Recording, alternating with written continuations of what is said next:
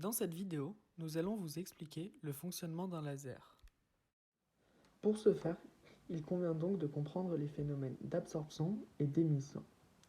Prenons dans ce cas un atome se trouvant à l'état fondamental. Lorsque celui-ci reçoit une quantité d'énergie assez importante, dans notre cas un photon, celui-ci va passer à des niveaux d'énergie supérieurs, E2 ou E3, pour passer dans un état dit excité. Par la suite, ce même atome se trouvant dans un des niveaux excités d'énergie va repasser naturellement au niveau dit fondamental en émettant naturellement ce même photon lumineux, dont la longueur d'onde va dépendre de la quantité d'énergie entre les niveaux E2 et E1.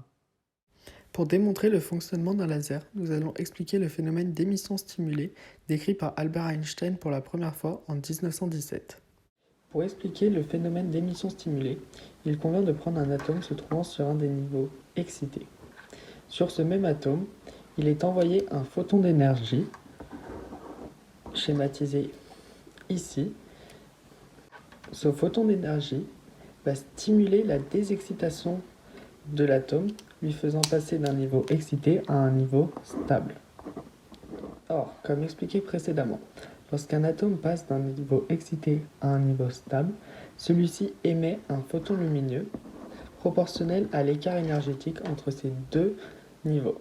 Or, le phénomène d'émission stimulée provoque donc une quantité plus importante d'énergie, puisque le photon envoyé au début ne disparaît pas et est toujours présent dans le milieu. De plus, à celui-ci est ajouté le photon créé lors de la désexcitation de l'atome. Nous allons donc maintenant démontrer l'importance d'un milieu dit amplificateur dans le fonctionnement d'un laser. Ce milieu est composé d'un miroir et d'un miroir semi-réfléchissant. En effet, lorsqu'un photon lumineux est envoyé contre un atome se trouvant en état fortement chargé, un phénomène d'émission stimulée est créé.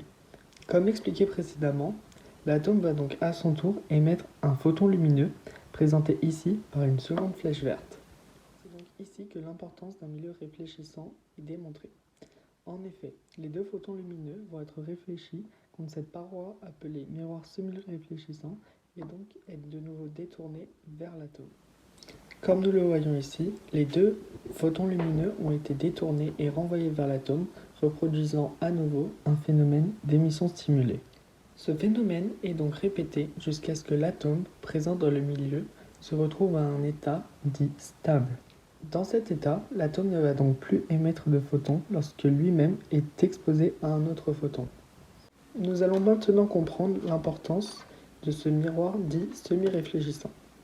En effet, tous les photons, représentés ici par des flèches vertes créées dans le milieu, sont contenus par ces miroirs, puis émis par ce miroir semi-réfléchissant de manière extrêmement directive ici, et de manière très énergétique, nous le comprenons donc, car les photons ont été émis sur une petite zone de l'espace.